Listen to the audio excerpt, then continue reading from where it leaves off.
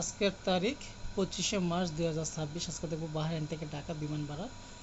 তো 26শে মার্চ হওয়াতে আমরা 10 দিন পিছিয়ে 5 দিন পিছিয়ে বা 7 দিন পিছিয়ে 2 এপ্রিল 2026 ওয়ান ওয়ে একজন প্যাসেঞ্জারের বিমান ভাড়া দেখব।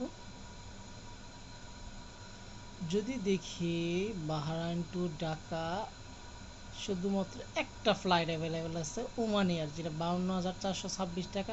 বিমান বাংলাদেশের সাথে বা অন্য ফ্লাইট যেটা গালফ এয়ার, এই ফ্লাইটগুলো স্থগিত আসা সম্ভাব্য। তাছাড়া 1 এপ্রিল যদি আমরা দেখি ওমান এয়ার 35,455 টাকা, আবার একটা স্টপেজ আছে মাস্কাটে। অর্থাৎ আপনি যদি বলি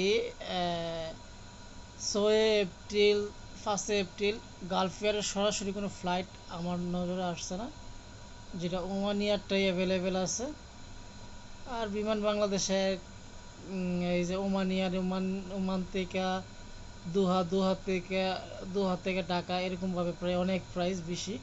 তো এক্ষেত্রে আমি মনে করি ওমান এয়ার দিয়ে আপাতত যাতায়াত করা সবচেয়ে বেটার। 35,455 টাকা, অর্থাৎ 5 তারিখে যদি দেখি এমনই প্রাইস, 35-47 এরকম প্রাইসের ভিতরে আছে বাহরাইন থেকে ঢাকাতে।